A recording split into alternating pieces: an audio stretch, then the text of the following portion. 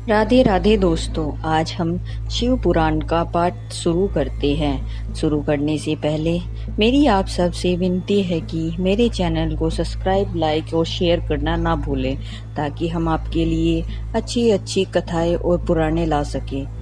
ओम नमः शिवाय। चलो आइए शुरू करते हैं। राधे राधे दोस्तों, आज आपका फिर से स्वागत है मेरे YouTube चैनल राधे श्याम में। आज हम आपको आगे की कथा सुनाते हैं। चलो आइए शुरू करते हैं। सती की तपस्या से संतुष्ट देवताओं का कैलाश में जाकर भगवान शिव का सात्वन करना। ब्रह्मा जी कहते हैं, नारद, एक दिन मैंने तुम्हारे साथ जाकर पिता के पास खड़ी हुई सती को देखा। वह तीनों लोगों की सारभूता सुंदरी थी, जिसके पिता ने मुझे नमस्कार करके तुम्हारा भी सत्कार किया है। यह देख लोक लीला का अनुसरण करने वाली सती ने भक्ति और प्रसन्नता के साथ मुझको और तुमको भी प्रणाम किया है। नारद तदंतर सती की ओर देखते हुए हम और तुम दक्ष के दिए हुए शुभ आसन पर बैठ गए। तत्पश्चात मैंने उस विनयशीलता बालिका से कहा, सती, जो केवल तुम्हें ही चाहते हैं और तुम्हारे मन में भी एकमात्र उनकी जिनकी ही कामना है, उन्हें सर्वज्ञ जगदीश्वर महादेव जी को तुम पति रूप में प्राप्त करो। सुबह जो तुम्हारे सिवा दूसरे कोई किसी स्त्री को पत्नी रूप में न तो ग्रहण कर सके हैं, न करते हैं और न भविष्य में ही ग्रहण करेंगे, वे ही भगवान शिव तुम्हारे पति हों। वे तुम्हारे ही योग्य है, तुम्हारे दूसरे के नहीं। नारद सती से ऐसा कहकर मैं दक्ष के घर में देर तक ठहरा रहा। फिर उनसे विदा ले मैं और तुम दोनों अपने अपने स्थान को चले गए। मेरी बात को सुनकर दक्ष बड़ी प्रसन्नता हुई। उनकी सारी मानसिक चिंता दूर हो गई और उन्होंने अपनी पुत्री को परमेश्वरी समझकर गोद में उठा लिया। इस प्रकार कुमारोचित सुंदर लीला विरह से सुशोभित होती हुई भक्त वत्सलता शिवा सती, जो स्वेच्छा से मानव रूप धारण करके प्रकट हुई थी, कुमार अवस्था पार कर गई। बालक अवस्था बिता कर किंचित युवा अवस्था को प्राप्त हुई। सती अत्यंत तेज एवं शोभा से संपन्न हो संपूर्ण अंगों से मनोहर दिखाई देने लगी। लोकेश दक्ष ने देखा कि सती के शरीर में युवावस्था के लक्षण प्रकट होने लगे हैं। तब उनके मन में यह चिंता हुई कि मैं महादेव जी के साथ उनका विवाह कैसे करूं। सती स्वयं भी महादेव जी को पाने की प्रतिदिन अभिलाषा रखती थी। अतः पिता के मनोभाव को समझकर वे माता के निकट गए। विशाल बुद्धि वाली सती रूपनी परमेश्वरी शिवा ने अपनी माता वरिणी से भगवान शंकर की प्रसन्नता के निमित्त तपस्या करने के लिए आज्ञा मांगी। माता की आज्ञा मिल गई। अतः दृढ़ता पूर्वक व्रत का पालन करने वाली सती ने महेश्वर को पति रूप में प्राप्त करने के लिए अपने घर पर ही उनकी आराधना प्रारंभ की।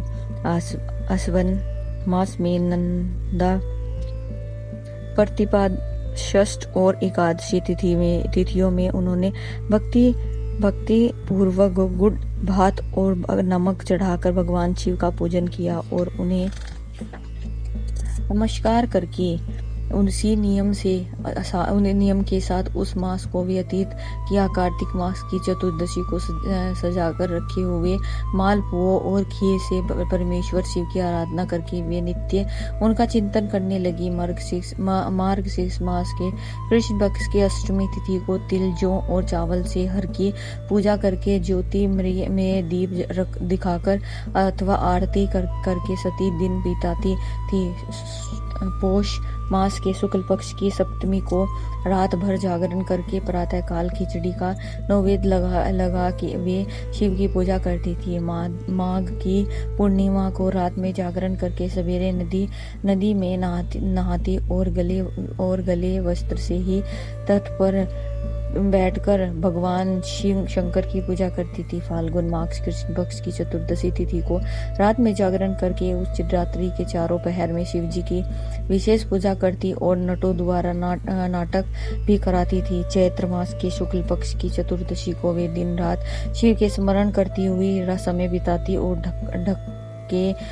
ढाक के फूलों और दवनों से भगवान शिव की पूजा करती थी। वैशाख शुक्ला तीर्थ को सती तिल का आहार करके रहती और नए जौ के भात से रुद्रदेव की पूजा करके उस महीने को बिताती थी। ज्येष्ठ की पूर्णिमा को रात में सुंदर वस्त्र तथा भटकटैया के फूलों से शंकर जी की पूजा करके वे निराहार रहकर ही वह मास व्यतीत करती थी। आषाढ़ के शुक्ल पक्ष की चतुर्दशी को काले वस्त्र और भटकटैया के फूलों से वे रुद्र देव का पूजन करती और श्रवण मास के शुक्ल पक्ष की अष्टमी और चतुर्दशी को वे पवित्र वस्त्र तथा कुश की पवित्री से शिव की पूजा किया करती थी। भद्र पक्ष मास के कृष्ण पक्ष की त्रयोदशी तिथि को नाना प्रकार के फूलों और फलों से शिव का पूजन करके सती चतुर्दशी तिथि को केवल जल का आहार किया करती थी। भांति भांति के फल फूल और उस समय उत्पन्न होने वाली अन्नों द्वारा वे शिव की पूजा करती और महीने भर अत्यंत नियमित आहार करके केवल जप में लगी रहती थी। सभी महीनों में सारे दिन सती शिव की आराधना में संलग्न रहती थी। अपनी इच्छा से मानव रूप धारण करने वाली वे देवी दृढ़ता पूर्वक उत्तम व्रत का पालन करती थी। इस प्रकार नंद व्रत को पूर्व रूप से समाप्त करके भगवान शिव में अन्यन भाव रखने वाली सती एकाग्रचित हो बड़े प्रेम से भगवान शिव का ध्यान करने लगी तथा उस ध्यान में ही निश्चल भाव से स्थिर हो गई। उन्हें इसी प्रकार सब देवता और ऋषि भगवान विष्णु और मुझ को आगे करके सती की तपस्या देखने के लिए गए। वहां आकर देवताओं ने देखा कि सती मूर्तिमती दूसरी सिद्धि के समान जान पड़ती है। वे भगवान शिव के ध्यान में निमग्न हो उस समय सिद्धवा अवस्था को पहुंच गई थी। समस्त देवताओं ने बड़ी प्रसन्नता के साथ वहां दोनों हाथ जोड़कर सती को नमस्कार किया। मुनियों ने मस्तक झुकाए तथा श्री हरि आदि के मन में प्रीति उमड़ गई। श्री विष्णु आदि सब देवता और मुनि आश्चर्यचकित हो सती देवी तपस्या की भूरी प्रशंसा करने लगे। फिर देवताओं को प्रणाम करके वे देवता और मुनि तुरंत ही गिरि श्रेष्ठ कैलाश को गए, जो भगवान शिव को बहुत ही प्रिय है। सावित्री के साथ में भी श्री लक्ष्मी के साथ भगवान वसुदेव श्री भी प्रसन्नता पूर्वक महादेव जी के निकट गए। वहां जाकर भगवान शिव को देखते ही बड़े वेग से प्रणाम करके सब देवताओं ने दोनों हाथ जोड़कर विनीत भाव से नाना प्रकार के स्तोत्र द्वारा उनकी स्तुति करके उन्हें अंत में कहा, प्रभु आपकी सत्व रज और तम नामक जो 3 शक्तियां हैं उनके राग और वेग सहस हैं।